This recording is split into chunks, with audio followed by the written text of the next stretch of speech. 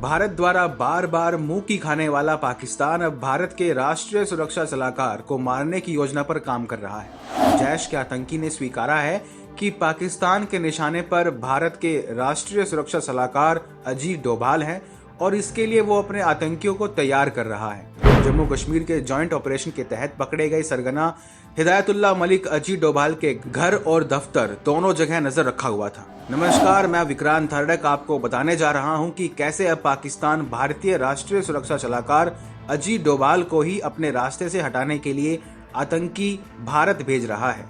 भारत अपनी खुफिया शक्ति की बदौलत आईएसआई और पाकिस्तानी सेना की हर नापाक चाल को नाकाम करता आ रहा है और इसी दिशा में एक अहम ऑपरेशन में भारतीय सुरक्षा एजेंसियों ने जैश ए मोहम्मद के एक आतंकी को पकड़ने में सफलता पाई है।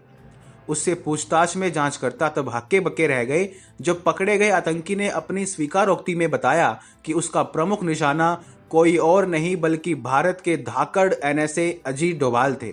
हाल ही में जम्मू कश्मीर पुलिस ने आतंकी संगठन जैश ए मोहम्मद के एक प्रमुख संगठन जैश ए मुस्तफा के सरगना हिदायतुल्लाह मलिक को पकड़ने में सफलता पाई। 6 फरवरी को जम्मू पुलिस और अनंतनाग पुलिस द्वारा चलाए गए एक जॉइंट ऑपरेशन में खूंखार आतंकी हिदायतुल्लाह मलिक को पकड़ा गया था। तब उसके पास से हथियार और गोला बारूद बरामद किए गए थे, लेकिन पूछताछ में हिदायतुल्लाह की स्वीकारोक्ति ने सुरक्षा बलों के पैरों तले जमीन खिसका दी। एबीपी न्यूज की रिपोर्ट के अनुसार कश्मीर के शोपियां का रहने वाला आतंकी हिदायतुल्लाह मलिक ने पूछताछ में बताया कि उसने दिल्ली आकर डोभाल के सरदार पटेल भवन स्थित ऑफिस और घर दोनों की रेकी की थी।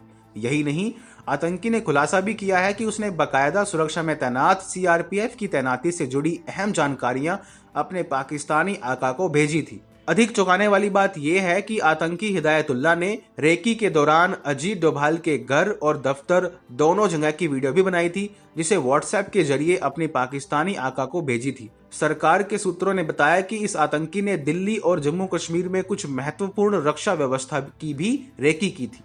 लेकिन अजीत डोभाल ने ऐसा भी क्या किया है जो पाकिस्तानी आतंकी उनके पीछे हाथ धोकर पड़े हुए थे?